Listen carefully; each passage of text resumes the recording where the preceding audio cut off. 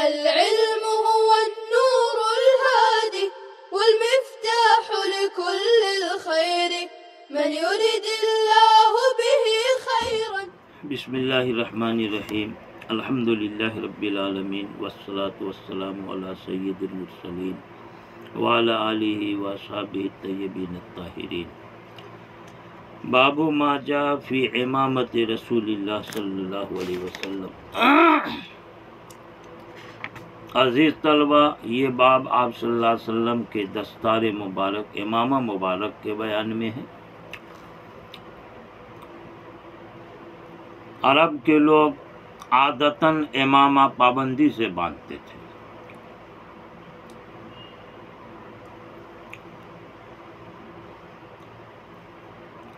چنانچہ امامہ پر مواظبت قطعی طور پر ثابت ہے. اسی وجہ سے بعض علماء کا کہنا یہ ہو گیا کہ امامہ باندھنا سنت مؤکدہ ہے. مگر جیسا کہ ابھی بتایا کہ عرب والوں کی عادت تھی بغیر امامہ باہر نکلنا، وہ پسند ہی نہیں کرتے تھے. لہذا معاشرے میں جو مروج تھا اسی کے مطابق آپ صلی اللہ علیہ وسلم، صحابہ کرام بھی نماز غیر نماز ہر جگہ عرب کے دستور کے مطابق امامہ کو لازماً پہنا کرتے تھے. لہذا یہ امامہ باندھنا، پگڑی لگانا یہ آپ صلی اللہ علیہ وسلم کی عادت مبارکہ تھی. یہ سنن عادیہ میں سے عادت کے قبل کی جو حضور کی سنت ہے جسے سنن زوائد بولتے ہیں. پہلی روایت ہے جس میں حضرت جابر کہتے ہیں کہ آپ صلی اللہ علیہ وسلم مکہ میں فتح مکہ کے دن داخل ہوئے. وعلیہ امامۃ سودا، درحالے کہ آپ کے اوپر کالی پگڑی تھی، کالے رنگ کا امامہ تھا. اس سے پہلی روایت آ چکی ہے مغفر والے باب میں خود جنگی ٹوپی کے بیان میں کہ آپ صلی اللہ علیہ وسلم پر مغفر خود تھی. دونوں روایتیں میں تعارض ہے. جواب معقول میں دیا جا چکا ہے کہ نیچے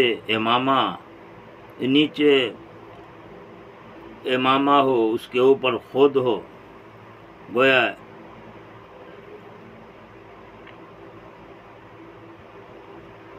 یا یہ کہ نیچے خود ہو اوپر سے امامہ ہو. دونوں ایک ساتھ تھے. کسی نے امامہ دیکھا، کسی نے خود دیکھا. جیسا دیکھا ویسی روایت فرما دی. امامہ کبھی خود کے اوپر بھی باندھ لیتے ہیں، یا امامہ مختصر سا ہو نیچے اور اوپر سے خود ہو، یا یہ کہ دخول کے وقت میں اولاً تو سر پر خود تھی کیونکہ مزاحمت کا احتمال تھا، لیکن پھر بعد میں جب امن امان ہو گیا تو آپ نے خود ہٹا کر امامہ باندھ لیا.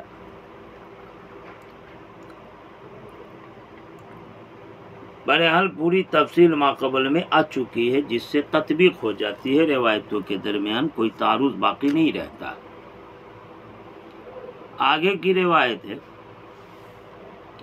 جس میں عمر بن حریث، یہ جعفر بن عمر بن حریث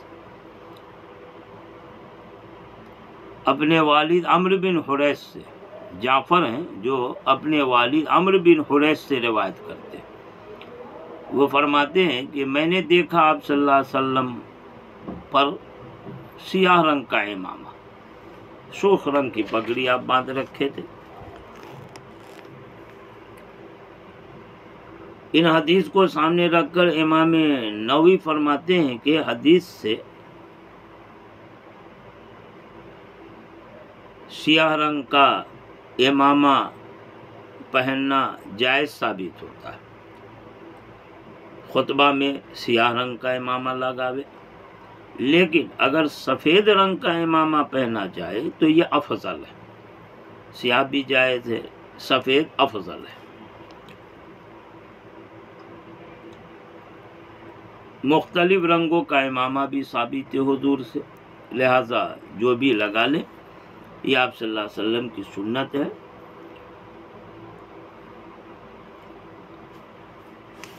اس روایت میں حضرت عمرو بن حریث جو کہتے میں نے دیکھا آپ صلی اللہ علیہ وسلم پر، دوسری روایت ہے کہ میں نے دیکھا آپ صلی اللہ علیہ وسلم کو یخطب علی المنبر، کہ آپ ممبر پر خطبہ دے رہے ہیں، اور ممبر پر خطبہ دیتے ہوئے آپ صلی اللہ علیہ وسلم پر سیاہ رنگ کا امامہ تھا۔ چنانچہ آگے کی روایت ہے، عمرو بن حریث ہی کہتے ہیں کہ آپ صلی اللہ علیہ وسلم نے خطب الناس، لوگوں کو خطبہ دیا، ولی امامۃ سودا، جبکہ آپ کے اوپر سیاہ رنگ کا امامہ تھا۔ یہ جو خطبہ دینا ہے، مشہور قول یہ ہے کہ یہ خطبہ فتح مکہ کا ہے، جو آپ صلی اللہ علیہ وسلم نے کعبہ کی چوکھٹ پر کھڑے ہو کر کے دیا تھا۔ لیکن بعض لوگ کہتے ہیں کہ نہیں، بلکہ یہ مدینہ منورہ مسجد نبوی کا خطبہ، کیونکہ اس واقعے میں ممبر کی بھی صراحت آتی ہے کہ ممبر پر کھڑے ہو کر آپ نے خطبہ دیا، اور فتح مکہ میں جو خطبہ تھا وہاں ممبر نہیں تھا۔ بہرحال واقعہ متعدد بھی ہو سکتا ہے، ممبر پر کھڑے ہوئے خطبہ دیا جیسا کہ مدینہ منورہ مسجد نبی میں، یا کعبہ کی چوکھٹ پر کھڑے ہو کر کے خطبہ دیا جیسا کہ مکہ میں، متعدد واقع ہو سکتے ہیں، اس لیے روایت میں کسی طرح کا کوئی تعارض نہیں ہے۔ آگے کی جو روایت ہے، حضرت ابن عمر کہتے ہیں کہ آپ صلی اللہ علیہ وسلم اذا اتم، جب امامہ باندھتے، صدل امامتہ، تو امامے کا شملہ چھوڑ دیتے تھے۔ وہ امامے کے پیچھے کا حصہ جو لٹکا ہوا ہوتا ہے کپڑا، جس کو شملہ بولتے ہیں، جب آپ امامہ باندھتے تو امامہ کے شملے کو اپنے دونوں موڈوں کے درمیان پیچھے کی طرف ڈال دیتے تھے، لٹکا دیتے، صدلہ پیچھے کی طرف لٹکانا، بین کتفی، اپنے دونوں موڈے کے درمیان۔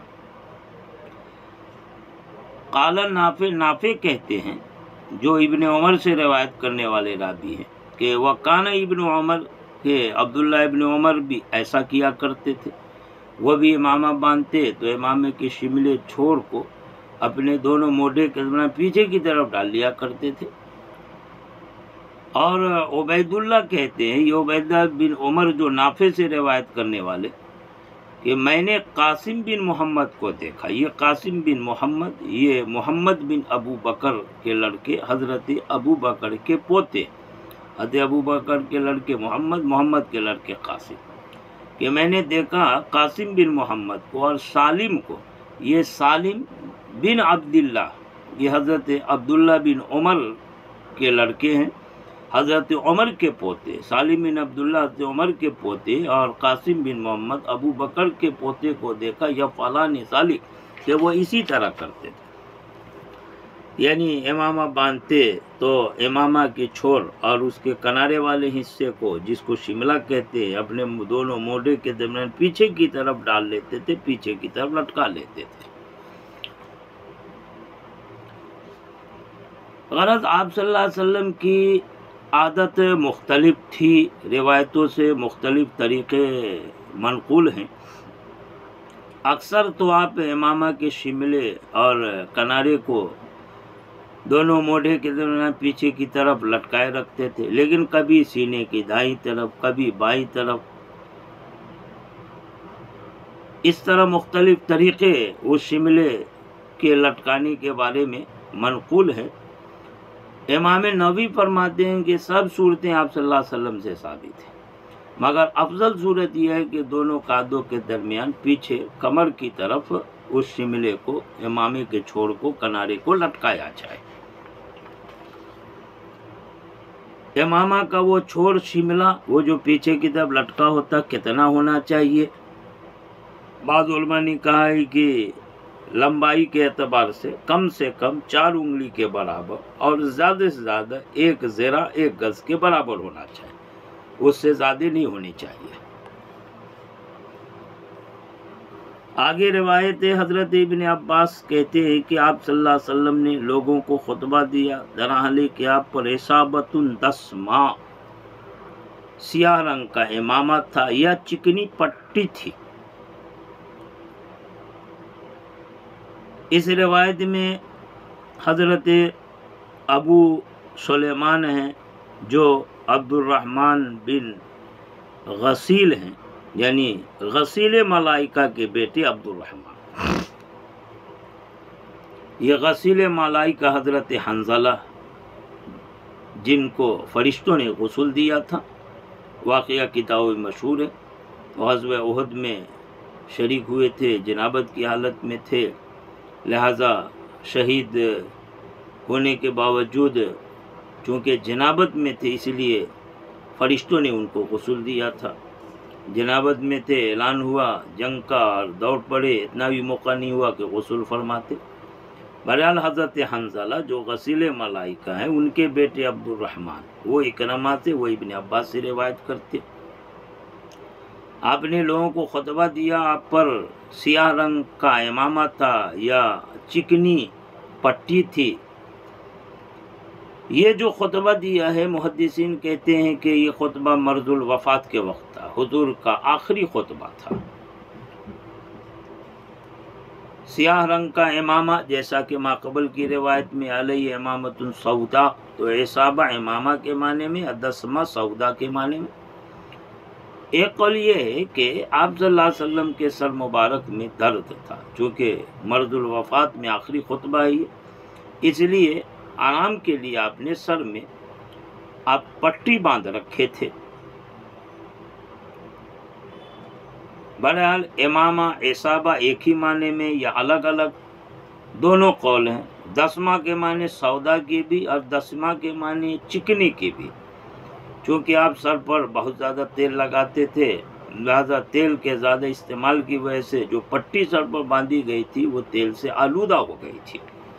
سر میں درد تھا، سر میں مضبوط پٹی باندھ رکھی تھی، لہذا یہاں اصابۃ دسمہ سے سیاہ رنگ کا امامہ بھی مراد لے سکتے ہیں، جیسے کہ ماقبل کی روایت میں، یا چکنی تیل آلودہ پٹی بھی مراد لے سکتے ہیں، دونوں قول ہیں۔ بہرحال علماء کی دونوں رائے ہیں، بعض نے یہاں سیاہ امامہ مراد لیا، بعض نے چکنی پٹی مراد لی ہے، دونوں صحیح ہے، لفظ میں دونوں کا احتمال ہے۔